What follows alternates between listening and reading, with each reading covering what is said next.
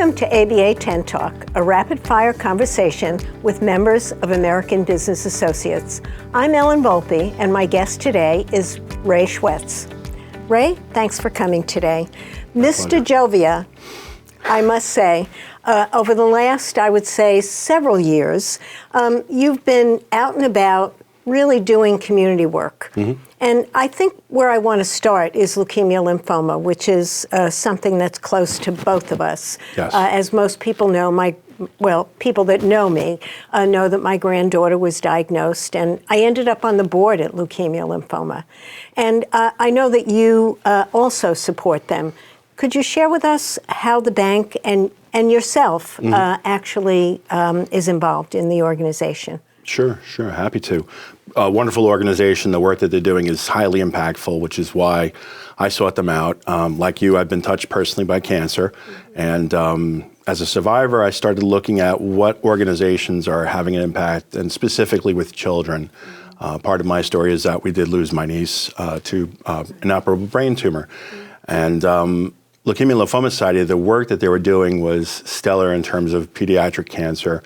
And I wanted to work with an organization that was very interactive.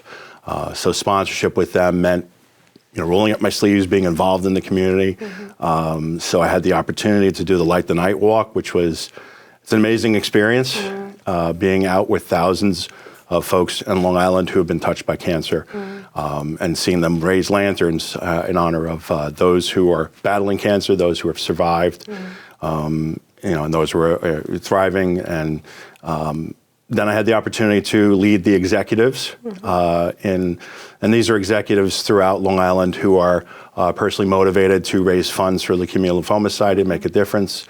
And after leading that, then I had the opportunity to be at the Light the Night event, the walk, and to be the corporate chair for that. And again, just an amazing experience to be up on the stage and to see it from that vantage point.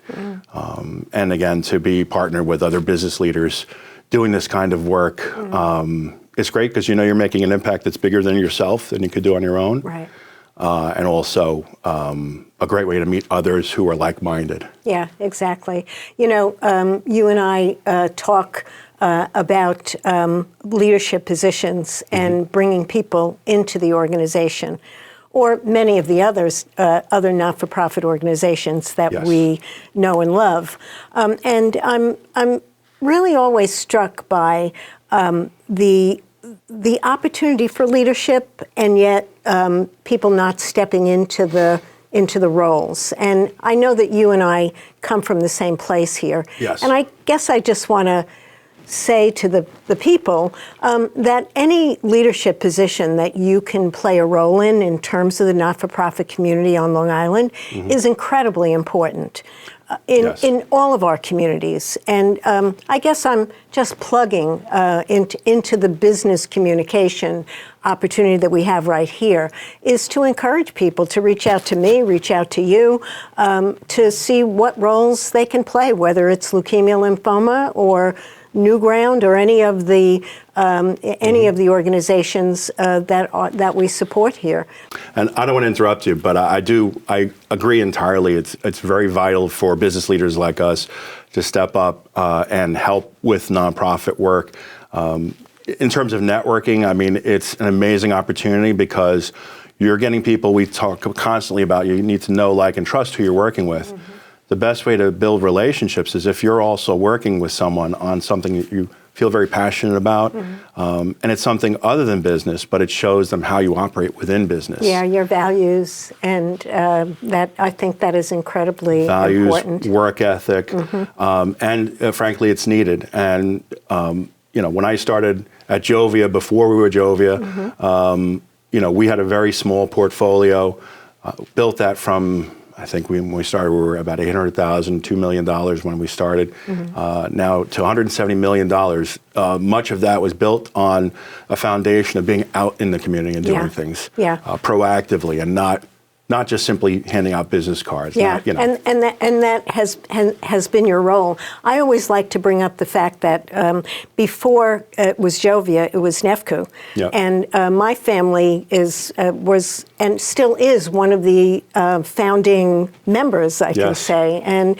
But as a transition, in terms of the credit union itself, what are some things that you would like the community to know and understand about the opportunity that the credit union has as opposed to a traditional bank?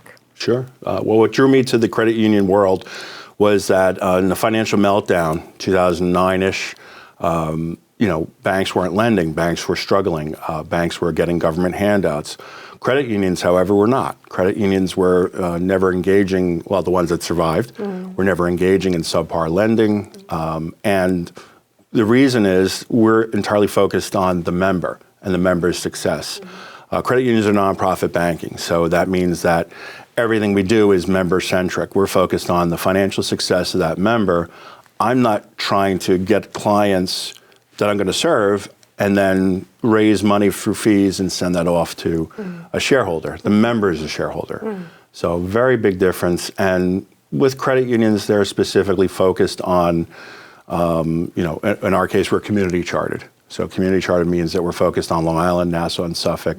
So when I'm working with people, I'm able to have discussions with all the decision makers because they're all local. It's not like it was when I was a commercial bank years ago and working with a commercial bank years ago, and I was sending off packages to Ohio and out of state and out of the country to try to get the underwriters to understand what's going on here in this market.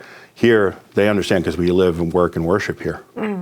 And you have the opportunity really to have an impact with that underwriter because of the nature of your relationship with a particular,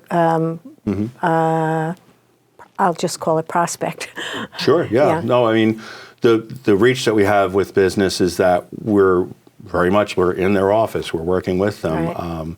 I often highlight one of my favorite interactions with a very large nonprofit was to sit in the room with their CFO, their CEO, and talk about financial strategies and what we could do. Right. So it's more than just like, hey, I got a checking account. We've all got checking accounts. Yeah, very, very, very hands-on, very hands-on. Being out in the community and being so involved with Jovia, what do you do in your free time? Oh, free time. So I'm an avid reader. I find that keeps me up to date. I like, what I do is fairly boring. What I love about what I do is going to different businesses and different nonprofits every day and experiencing something different. So reading is also brings me that same pleasure. So I'm an avid reader. I'm on Goodreads if you want to find me and see what I'm up to. So right now I'm reading it's a book called The Bells of Nagasaki. It's about a man who converted from atheism to Christianity during the time of World War II when the atom bomb dropped. And coincidentally, our talk about Leukemia and Lymphoma Society, so he is someone who passed away from leukemia, and he was doing research on the cancer before he passed away. So Excellent. Very powerful stuff. Yeah, reading is fundamental. Yes. If you've enjoyed the conversation today with Ray Schwetz and want to know more, where can they reach you, Ray? So it's you can reach me on LinkedIn. It's Ray Schwetz. It's SCHWETZ, and our website is www.jovia.org. And if you'd like to learn more about other ABA members or watch other 10 talks, you can reach us at abanetworking.com. And thanks for coming today, Ray. Thanks for having me.